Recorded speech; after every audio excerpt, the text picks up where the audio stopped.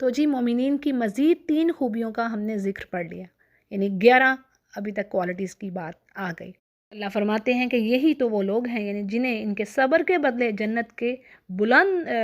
بالا خانے یعنی بلند جگہوں پر کمرے دیے جائیں گے، جہاں انہیں دعا اور سلام پہنچایا جائے گا، اور اس میں یہ ہمیشہ رہیں گے، اور وہ بہت ہی زبردست جگہ ہے اور عمدہ ٹھکانہ یعنی بہترین مقام۔ آخری آیت کا مفہوم یہ ہے، یعنی یہاں پر کافروں سے کہا جا رہا ہے کہ اگر تمہاری تخلیق یعنی تمہارے بنانے کا مقصد اللہ کی عبادت کرنا نہ ہوتا تو اللہ کو تمہاری کوئی پرواہ نہیں تھی، یعنی اللہ کے نزدیک انسان کی قدر و قیمت اسی بنا پر ہے کہ وہ اللہ پر ایمان لائے اور اس کی عبادت کرے، اور جو اس مقصد سے ہٹ گیا تو پھر اس کی تو کوئی ویلیو نہیں ہے اللہ کے نزدیک۔ وہ اللہ کو ایسے بندوں کی ضرورت نہیں ہے۔ ہاں وہ پھر اللہ کی رحمت ہے کہ وہ انسانوں کو ڈھیل دے رہا ہے، ان کافروں کو بھی ایک وقت دے رہا ہے۔ تو جی الحمدللہ یہ سورہ مکمل ہوئی۔ سورہ شعراء کو شروع کرتے ہیں۔ اس سورہ میں بھی آپ کو انبیاء کے احوال یعنی انہوں نے اپنی قوموں کو کیا میسج دیا، ان کی قوموں نے کس طرح ان کو جھٹلایا، اور پھر اللہ کی کیسی پکڑ آئی، یہ ڈیٹیل آپ کو ملے گی۔ اور سب سے پہلے جو پہلے صفحات ہیں ان میں موسیٰ علیہ السلام کا ذکر ہے، پھر آگے تمام انبیاء کے بارے میں ہمیں تھوڑا تھوڑا ذکر ملتا جاتا ہے، اور اس میں ریپیٹیشن کافی ملے گی ہمیں، کیونکہ تمام انبیاء کا ایک ہی میسج ہے، ٹھیک ہے؟ تو جب ریسیٹیشن کرتے ہیں، تلاوہ کرتے ہیں، تب بھی آپ کو بار بار وہی سیم آیات پڑھنے کو ملتی ہیں۔ تو جی شروع کرتے ہیں، بسم اللہ الرحمن الرحیم۔ پہلی ہے آیت طاسین میم، حروف مقطعات، اور آگے کہا جا رہا ہے کہ یہ آیات ہیں اس روشن کتاب کی، جیسے پیچھے ہم نے کتاب کے بارے میں کیا پڑھا تھا، فرقان، ٹھیک ہے؟ اب یہاں پر روشن واضح کر دینے والی چیز، یعنی کیا جھوٹ ہے اور کیا سچ ہے، وہی بات پیچھے میں جو آپ کو بتا چکی ہوں۔ پھر ہے نبی سے کہا جا رہا ہے کہ اے نبی آپ ان کافروں کی ایمان نہ لانے پر شاید اپنی جان دے دیں گے، یعنی آپ صلی اللہ علیہ وسلم کی انسانیت سے اس قدر ہمدردی، یعنی ان کی ہدایت کے لیے آپ کے دل میں جو تڑپ تھی، کہ یہ الفاظ ایک اور جگہ پر بھی آئے ہیں، سورہ کاف میں بھی آئے ہیں، پڑھا ہے نا ہم نے کہ فَلَعَلَّكَ بَاخِعٌ نَفْسَكَ، کہ آپ اپنی جان دے دیں گے ان کے پیچھے، ان کافروں کے پیچھے، کہ یہ ایمان کیوں نہیں لاتے۔ تو اللہ فرماتے ہیں کہ ہم آسمان سے کوئی ایسی نشانی اتار سکتے تھے کہ جس کے سامنے ان کی گردنیں جھک جاتی، یعنی یہ ایمان لے آتے، لیکن بات وہی ہے کہ ہم نے انسان کو ایک اختیار دیا ہے، چوائس دی ہے کہ اس کی آزمائش کی جائے، ورنہ اللہ ایسا کر سکتا تھا، ٹھیک ہے؟ پھر آگے بات ہے، اور ان کے پاس رحمان کی طرف سے جو بھی نصیحت آتی ہے یہ اس سے منہ پھیرنے والے ہی ہو گئے ہیں۔ پھر کہا جا رہا ہے کہ جن لوگوں نے جھٹلایا ہے اب ان کے پاس ان کی خبریں جلدی ہی آ جائیں گی، جس سے وہ مسخرہ پن کر رہے ہیں، یعنی وہ عذاب ان کو عنقریب پکڑ ہی لے گا، جس سے وہ ٹھٹھے بازیاں کر رہے ہیں کہ یہ تو ہوگا نہیں۔ اور پھر کہا جا رہا ہے کہ کیا انہوں نے زمین پر نظریں نہیں ڈالی کہ ہم نے ہر طرح کے نفیس جوڑے، یعنی پھر زمین کی جو نباتات ہیں ان کے بارے میں اللہ فرما رہا ہے کس طرح کتنے خوبصورت نفیس جوڑے اللہ نے اگائے ہیں، پیئرز میں ہر چیز، یہ سورہ یاسین میں بھی ہم نے پڑھا تھا۔ تو بات یہ ہے کہ بے شک اس چیز میں نشانی ہے، لیکن کیا ہے کہ اکثریت ایمان نہیں رکھتی، وَمَا كَانَ أَكْثَرُهُم مُؤْمِنِينَ، یہ ورڈ بار بار آئے گا اس آیت میں۔ پھر ہے بے شک آپ کا رب یقیناً وہ غالب ہے اور رحیم بھی ہے، یعنی غالب اس صورت میں کہ وہ چاہے تو ان کافروں کو بھی پکڑ لے، ان کو ہلاک کر کے تہس نہس کر دے، جیسے پچھلی قومیں بھی ہوئی ہیں، لیکن وہ رحیم ہے، رحم کر رہا ہے، چھوڑ رہا ہے، ڈھیل دے رہا ہے، ان کو ایک وقت دے رہا ہے کہ شاید ان میں سے بھی کوئی توبہ کرنے والے بھی ہو جائیں۔ اگلی آیات ہیں موسیٰ علیہ السلام کے بارے میں ذکر ہے، اور یہ جو بات ہے 1.5 صفحے تک چلے گی جو میرے پاس قرآن ہے۔ اور اس کو شروع کرنے سے پہلے بات کرتی چلوں، سورۃ القصص میں یعنی 20ویں پارے میں ہم نے سٹوری پڑھ لی موسیٰ علیہ السلام کی، ان کی جو لائف سٹوری تھی، جو ان کے بارے میں کس طرح اللہ سبحانہ تعالیٰ نے ان کی حفاظت کی فرعون سے، اور پھر فرعون کے محل میں ہی ان کی پرورش کروائی۔ اچھا جی یہاں پر آگے دیکھتے ہیں کہ اللہ سبحانہ تعالیٰ نے موسیٰ علیہ السلام کو آواز دی کہ آپ ظالم قوم کے پاس جائیے، یعنی فرعون کے پاس جائیے، اور کہ اس کو کہیے کہ کیا تو پرہیزگاری یعنی تو ہدایت پر آتا ہے۔ تو موسیٰ نے کہا کہ اے میرے رب مجھے تو خوف ہے کہ کہیں وہ مجھے جھٹلا نہ دے، یعنی میری بات پر ایمان ہی نہ لائے، اور میری زبان بھی نہیں چل رہی،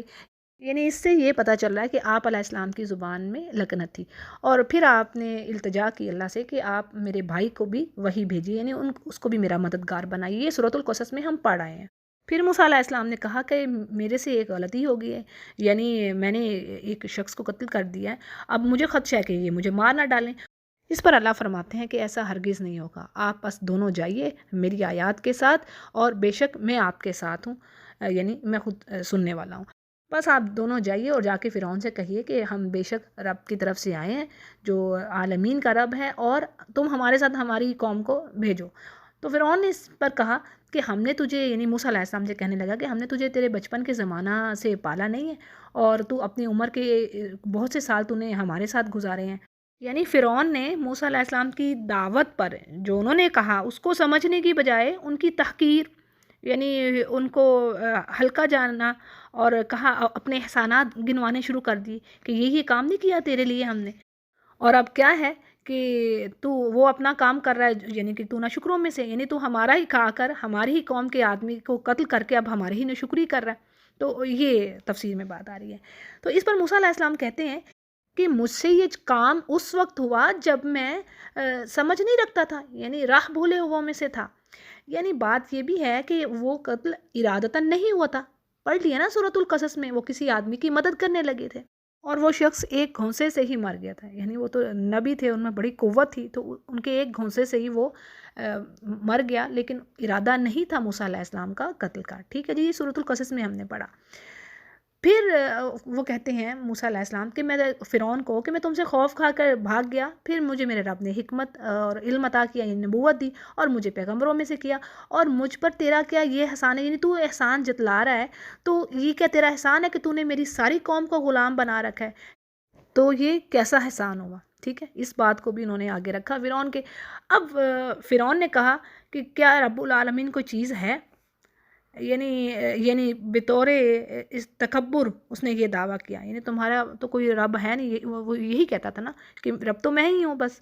تو موسیٰ علیہ السلام نے فرمایا وہ آسمان اور زمین اور اس کے درمیان کی تمام چیزوں کا رب ہے، اگر تم یقین رکھنے والے ہو تو۔ اب اس پر اگین فرعون یہی کہنے لگا اپنے ارد گرد والوں کو، یعنی اپنے سرداروں کو، بطور جیسے کہہ لیں کہ وہی جیسے استہزاء کر رہا ہے، مذاق کے طور پر، کہ کیا تم یہ بات سن نہیں رہے، یعنی کہ میرے سوا بھی کوئی معبود ہو سکتا ہے؟ اور موسیٰ علیہ السلام نے فرمایا کہ وہ تمہارا اور تمہارے اگلے باپ دادوں، یعنی جو تمہارے باپ دادا گزر چکے نا، ان کا بھی رب ہے۔ تو فرعون کہنے لگا کہ تمہارا یہ جو رسول تمہاری طرف بھیجا گیا ہے یہ تو یقیناً دیوانہ ہے۔ اب اس پر موسیٰ علیہ السلام کہنے لگے کہ بھئی وہ مشرق اور مغرب اور جو کچھ ان کے درمیان ہے، یعنی ہر چیز کا وہ رب ہے، اگر تم عقل رکھتے، یعنی کہ تم سمجھو تو صحیح۔ تو یعنی یہ جو کنورزیشن ہے موسیٰ علیہ السلام اور فرعون کے بارے میں تھی۔ تو فرعون اب اگین کہنے لگا کہ جی میرے سوا تو اور کوئی معبود نہیں ہے، اور میں تجھے قید کر دوں گا، یعنی تو میرے علاوہ کسی اور کو الہ بنا رہا ہے۔ اس پر موسیٰ علیہ السلام کہتے ہیں اگرچہ میں تیرے پاس کوئی یعنی کھلی دلیل بھی لے آؤں، اللہ کا معجزہ لے آؤں، تو بھی تو یہی کام کرے گا۔ تو فرعون نے کہا کہ اگر آپ سچے ہیں تو اسے پیش کر دیں۔ آپ یعنی موسیٰ علیہ السلام نے اسی وقت لاٹھی ڈالی جو اچانک ایک زبردست اسلحہ بن گئی، اور پھر آپ نے اپنا ہاتھ کھینچ کر نکالا تو وہ ہر دیکھنے والے کو سفید اور چمکدار نظر آنے لگا۔ تو فرعون اپنے آس پاس کے سرداروں سے کہنے لگا کہ یہ تو بہت بڑا کوئی جادوگر ہے، یعنی اب وہ اللہ کی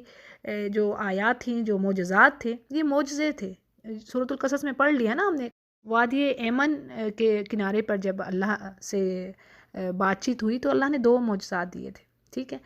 تو کیا تھا، اس کو دیکھ معجزوں کو فرعون نے کہا یہ تو کوئی بڑا جادوگر ہے، تو یہ تو چاہتا ہے اپنے جادو کے زور سے تمہیں، یعنی اپنے سرداروں سے کہنے لگا یہ تو اپنی جادو کی وجہ سے تمہیں یہاں سے نکالنا چاہ رہا ہے، تمہاری زمین ہی سے۔ تو وہ اب تمہارا کیا ہے، یعنی کہنا کیا ہے، تم سب کیا مشورہ دیتے؟ اب وہ کہنے لگے سارے کہ بھی اس کو اور اس کے بھائی کو ذرا مہلت دو، اور تمام شہروں سے یعنی تم کارندے بھیجو اور بہترین زبردست جادوگر لے کے آؤ، پھر ہم ایک دن ڈیسائیڈ کرتے ہیں، فکس کرتے ہیں، اور تمام جادوگروں کو جمع کر لیتے ہیں، اور عام لوگوں سے بھی کہہ دیتے ہیں کہ وہ بھی اس مجمع میں حاضر ہو جائیں، اور پھر کیا ہوگا کہ اگر تو جادوگر غالب آ گئے تو ہم تو بس انہیں کو ہی فالو کریں گے۔ اب یعنی انہیں تو پورا یقین تھا کہ یہ جادو ہے، اور موسیٰ بس ایسی ہی بات کر رہے ہیں، تو بس ان سے بھی بڑا کوئی جادوگر آ جائے گا، یعنی یہ جادو کا کرتب دکھا رہے تو ہم ان سے بھی بڑا جادو کا کرتب لے آئیں گے۔ اچھا جی، جادوگر اکٹھے ہو گئے، آ کر فرعون سے کہنے لگے کہ اگر ہم جیت گئے تو ہمیں کچھ انعام ملے گا۔ تو فرعون نے کہا ہاں بڑی خوشی سے، بلکہ تم جیت گئے تو میں تمہیں خاص یعنی اپنے دربار میں جگہ بھی دوں گا، خاص درباری بن جاؤ گے میرے۔ اور قرآن کریم میں یہ بھی بات آتی ہے کہ فرعون نے موسیٰ علیہ السلام سے کہا تھا کہ آپ دن بتا دو، تو موسیٰ علیہ السلام نے ایسا دن ڈیسائیڈ کیا تھا جس نے یوم الزینہ اسے کہا جاتا ہے، یعنی کوئی ایسا دن ہوگا جس میں زیادہ سارے لوگ اکٹھے ہوتے ہیں، تو یہ موسیٰ علیہ السلام کے کہنے پر ہی وہ دن رکھا گیا۔ اب جب وہ اکٹھے ہوئے اس دن اور باقی مجمع بھی آ گیا۔ تو جب کام شروع ہونے لگا تو موسیٰ علیہ السلام نے جادوگروں سے کہا کہ جو تم دکھانا چاہتی ہو اپنا کرتب پہلے تم کرو۔ اب جادوگروں نے کیا کیا کہ اپنی رسیاں اور لاٹھیاں ڈالی اور کہنے لگے کہ فرعون کی عزت کی قسم آج تو ہم یقیناً غالب رہیں گے، یعنی ہم ہی سکسیسفل رہیں گے۔ تفسیر میں بات ہے کہ ان میجیشینز نے یہ خیال کیا تھا کہ انہوں نے اپنے طور پر بڑا ہی جادو پیش کر دیا ہے، کیونکہ جیسے ہی انہوں نے وہ لاٹھیاں اور رسیاں ڈالیں تو وہ سانپ بن گئے، یعنی سانپ بن کے دوڑنے شروع ہو گئے۔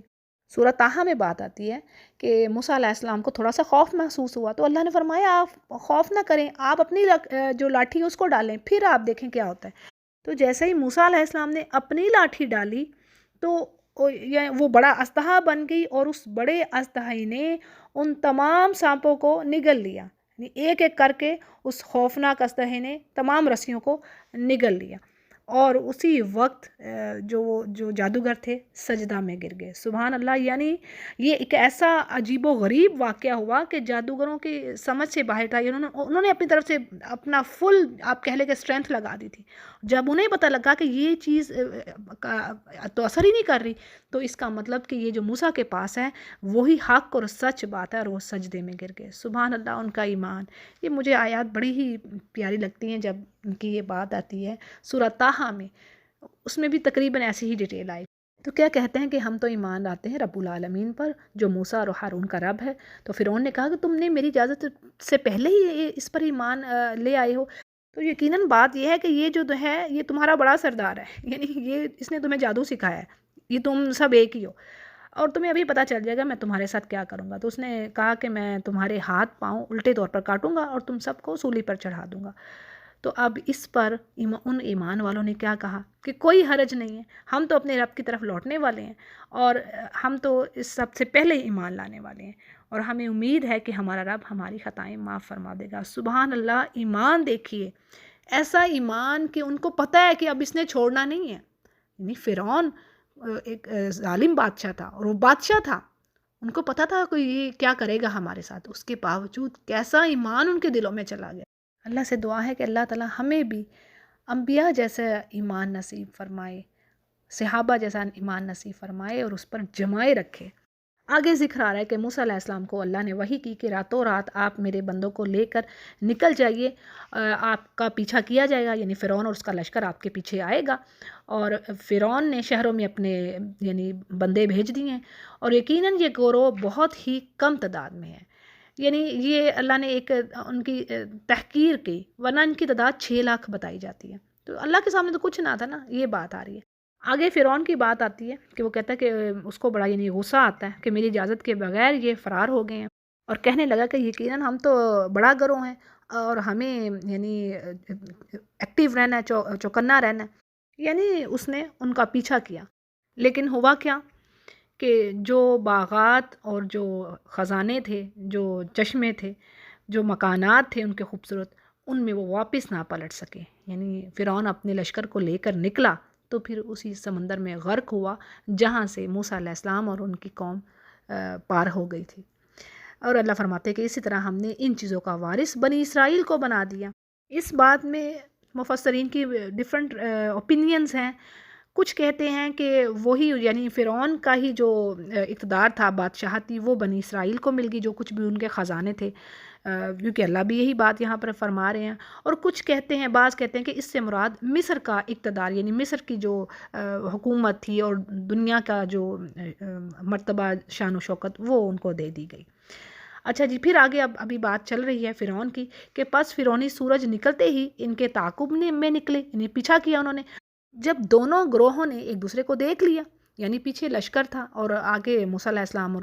بنی اسرائیل، تو جب دونوں نے ایک دوسرے کو دیکھ لیا تو موسیٰ کے ساتھیوں نے کہا یقیناً اب ہم تو پکڑے گئے، یعنی اب وہ تو آ گیا۔ تو موسیٰ نے کہا کہ ہرگز نہیں، یقین مانو میرا رب میرے ساتھ ہے جو ضرور مجھے راہ دکھائے گا۔ یعنی اب انہیں یہ تھا کہ آگے سمندر، پیچھے فرعون کا لشکر، اب وہ پریشان ہو اٹھے کہ یہ کیا بنے گا۔ تو موسیٰ نے تسلی دی کہ ایسا ہرگز نہیں ہوگا، اللہ تعالیٰ یقیناً تمہیں نجات دے گا۔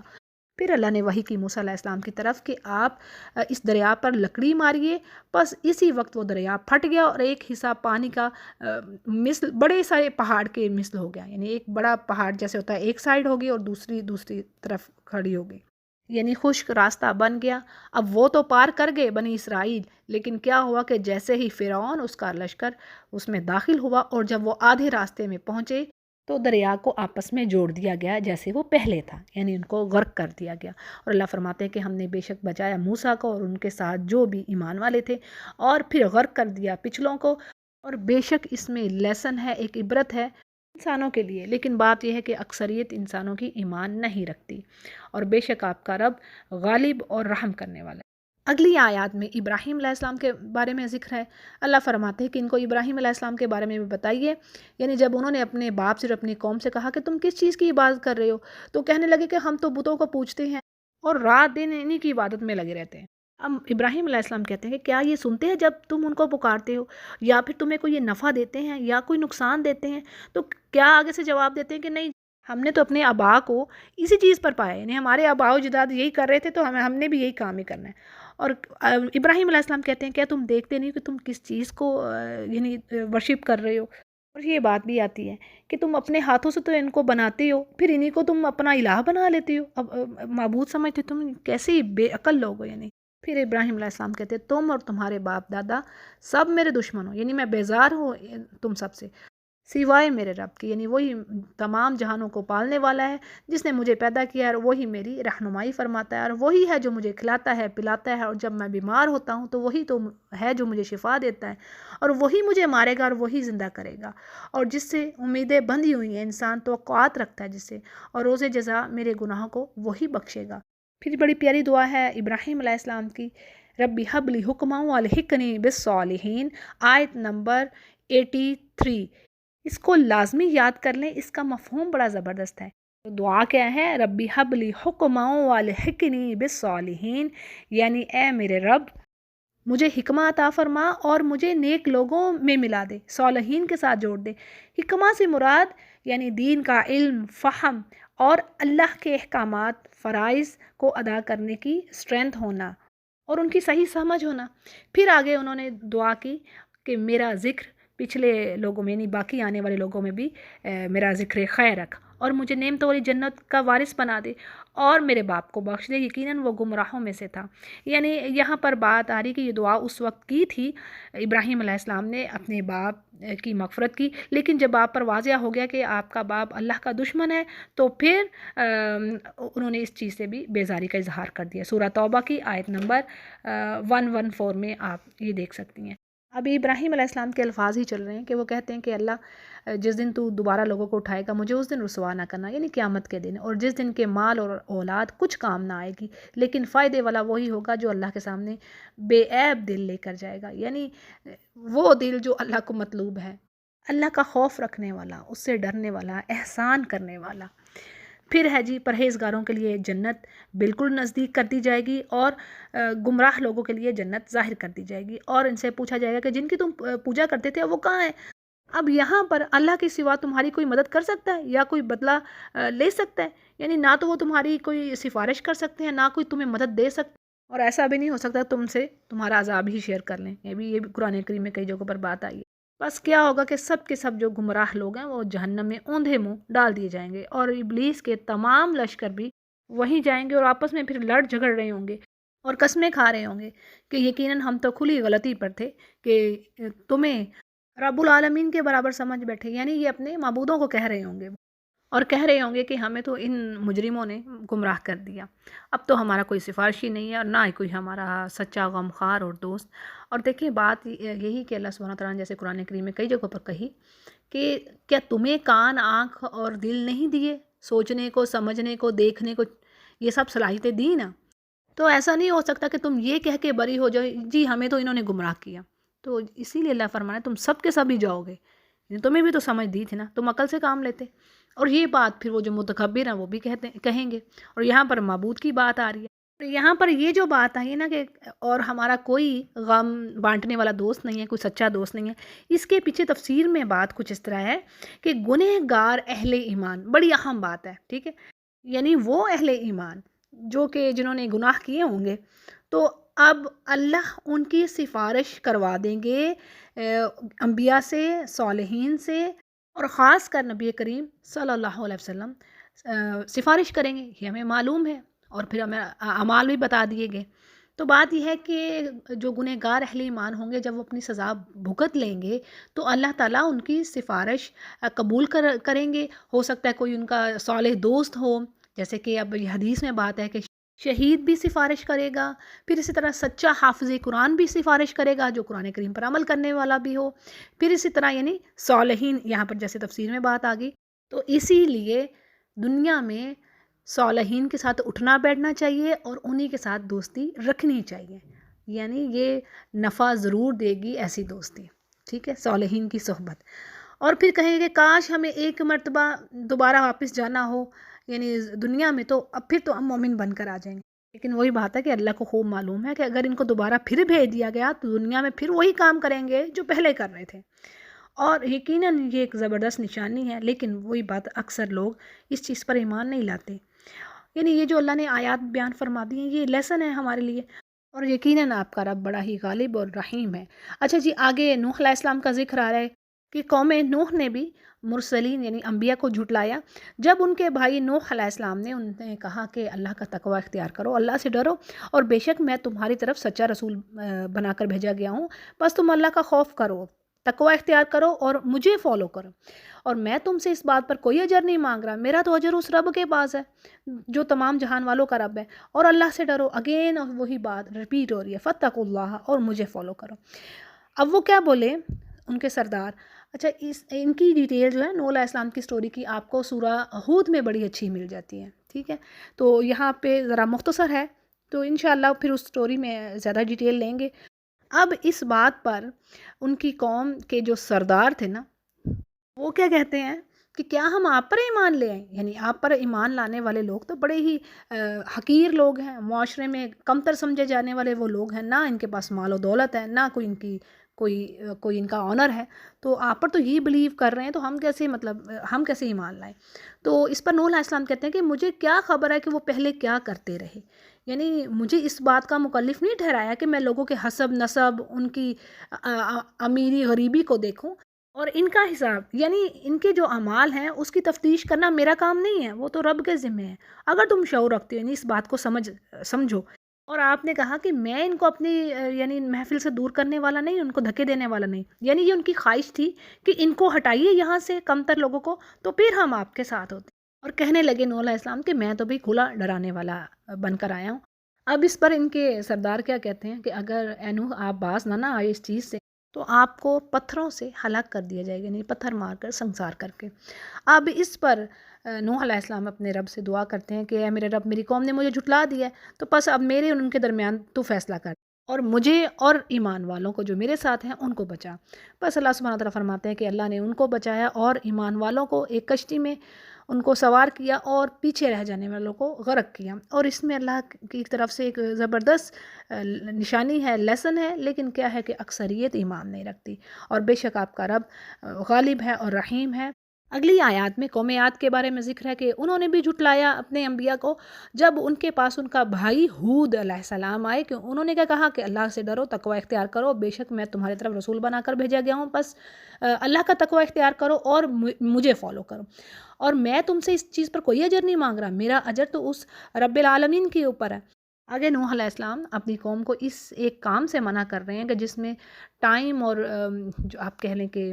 جو وسائل ہیں، جو سورسز ہیں، ان کا ضیاع تھا، ویسٹ آف ٹائم اور منی، یہ چیز آ رہی ہے۔ اب وہ کام کیا کرتے تھے کہ وہ بلند جگہوں پر یا کسی پہاڑ پر یا گھاٹی پر یا گزرگاہوں پر کوئی عمارت بناتے جو کہ اپنے یعنی اپنی بڑائی میں، اس کی ہائٹ میں یا جو کچھ بھی اس میں بناتے یعنی یونیک ہوتی، اور پھر ان کا پرپس کیا ہوتا ہے، یعنی پرپس ان کا اس میں رہنا نہیں ہوتا تھا بلکہ صرف کھیل کود ہوتا، مقصد یہ تھا۔ تو اس چیز سے پھر ہود علیہ السلام نے ان کو منع فرمایا اور کہا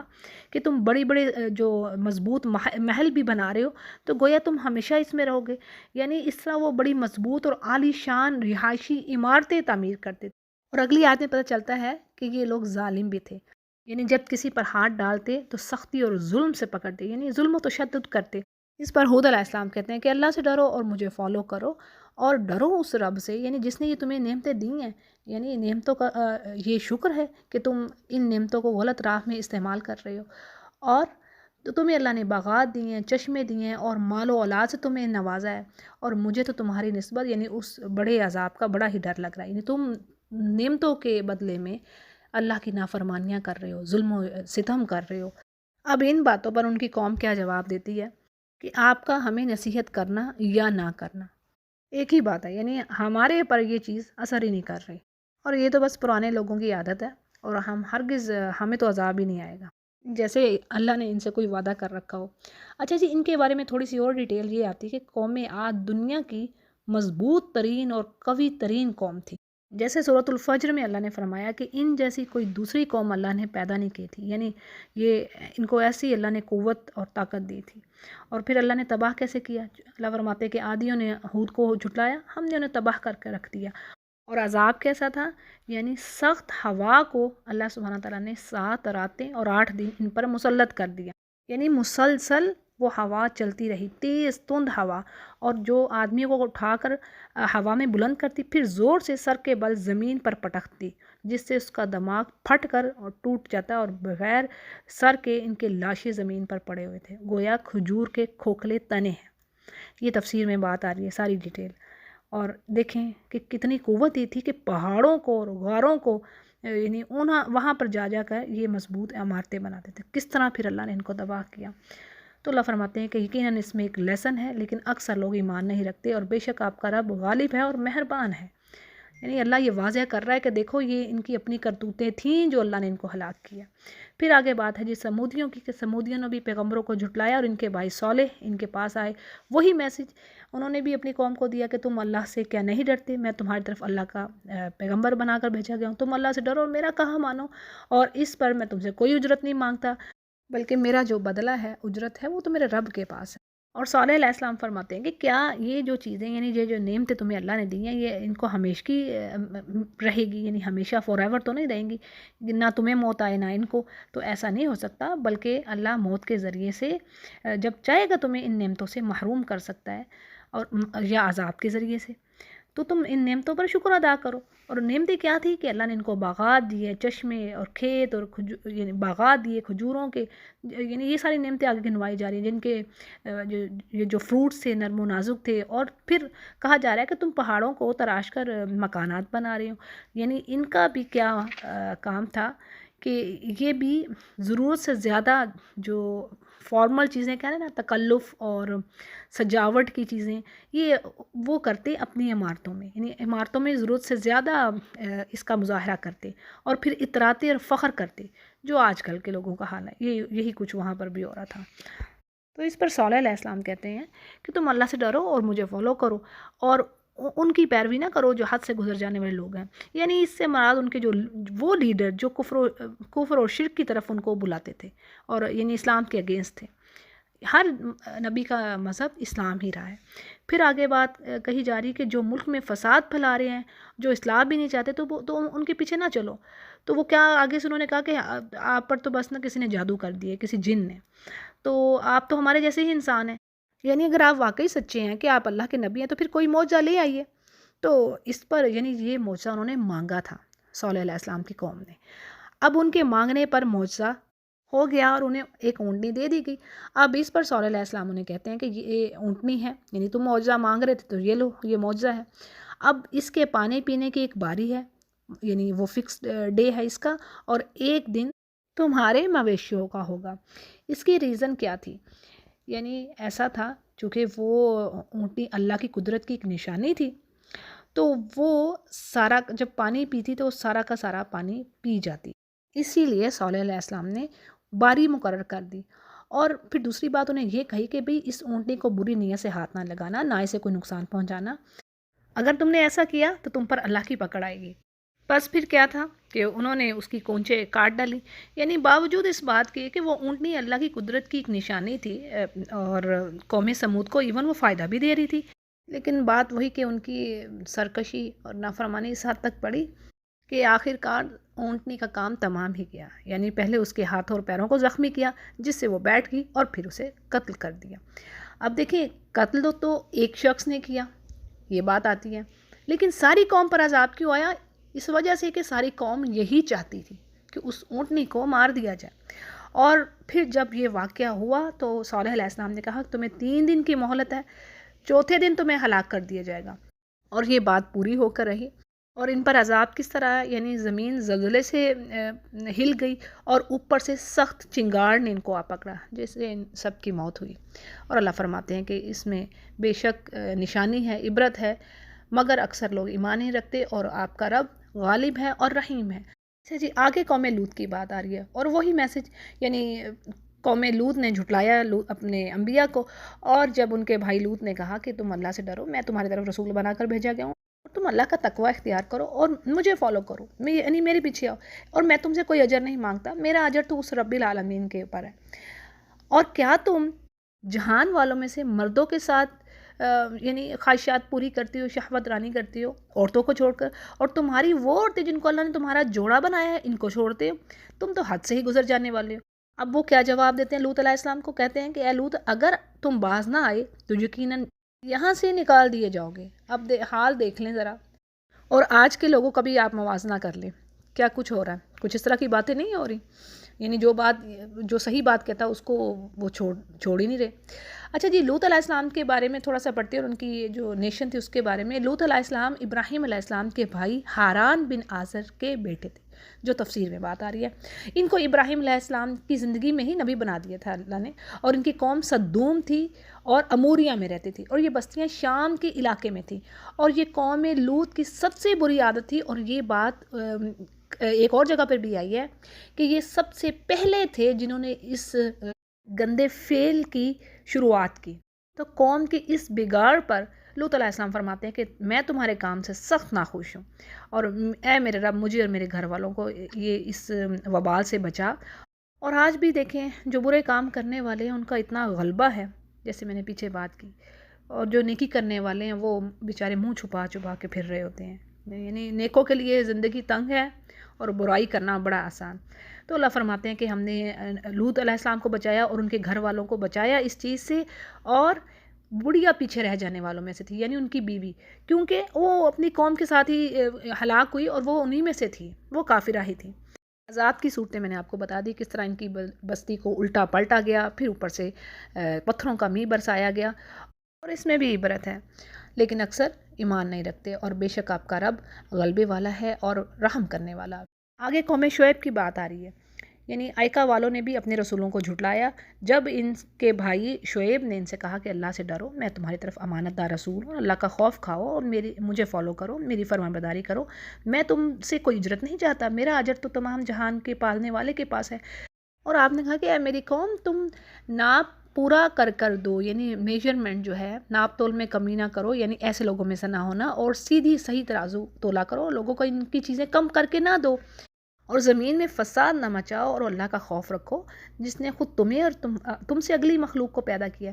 اچھا جی، ایکا والوں کے بارے میں تھوڑی سی ڈیٹیل دیے دیتی ہوں کہ ایکا جنگل کو کہتے ہیں، اور شعیب علیہ السلام کی قوم اور بستی مدین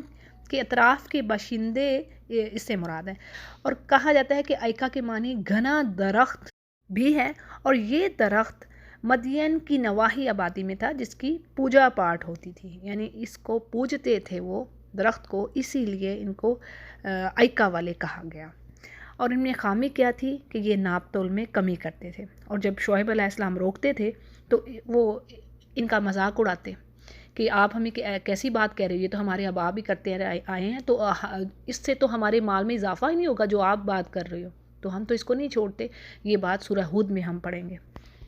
اس پر شعیب علیہ السلام جواب دیتے ہیں کہ تم اللہ کا خوف رکھو جس نے تمہیں اور تم سے پہلوں کو پیدا کیا ہے۔ اس پر یہ کافر لوگ کیا جواب دیتے ہیں، یعنی کہتے ہیں کہ آپ پر تو جن نے جادو کر دی، یعنی شعیب علیہ السلام کو جواب دیتے ہیں، تو آپ تو ہمارے جیسے ایک انسان ہو، اور ہم تو آپ کو جھوٹا ہی سمجھتے ہیں، تو اگر آپ سچے ہو تو ہم پر آسمان سے کوئی ٹکڑا آپ گرا دیں، یعنی ہم پر ایک طرح سے کوئی عذاب لے آئیں۔ اب اس پر انہوں نے کہا، شعیب علیہ السلام نے، کہ میرا رب خوب جانتا ہے جو تم کر رہے ہو، یعنی وہ آسمانی عذاب مانگ رہے تھے۔ تو بات یہ ہے کہ انہوں نے جھٹلایا تو ان کو بھی بادل والے عذاب نے پکڑا۔ اب وہ کیا تھا، یعنی بڑا بھاری دن تھا عذاب کا، اللہ فرماتے ہیں ان کے لیے عذاب کی صورت کیسی تھی، تفسیر میں بات آ رہی ہے کہ 7 دن تک ان پر سخت گرمی اور دھوپ مسلط کر دی گئی تھی۔ اس کے بعد بادلوں کا ایک سایہ جو تھا وہ نظر آیا ان کو، اب گرمی اور دھوپ کی شدت سے بچنے کے لیے اس سائے کے نیچے چلے گئی سب کے سب، لیکن ہوا کہ چند لمحے بعد ہی آسمان سے آگ کے شعلے برسنا شروع ہو گئے اور زمین زلزلے سے لرز اٹھی اور ایک سخت چنگھاڑ نے انہیں ہمیشہ کے لیے موت کی نیند سلا دیا۔ یوں 3 قسم کا عذاب ان پر آیا، 3 طرح سے آیا نا، ایک تو اوپر سے آگ آئی، دوسرے زمین پر زلزلہ آیا، اور تیسری چیز سخت چنگھاڑ یعنی سخت چیخ نے ان کو پکڑ لیا۔ تو یہ تھا ان کو، اسی لیے اس کو کہا کہ یہ بڑا ہی بھاری دن تھا ان کے لیے، اور یقیناً اس میں نشانی ہے، اور ان میں سے اکثر مسلمان ہی نہ تھے۔ اور پھر وہی بات آ رہی کہ تیرا رب غالب آ جانے والا اور مہربان ہے، یعنی اللہ نے قوموں پر ظلم نہیں کیا، یہ خود ہی اپنے اوپر ظلم کرنے والے تھے۔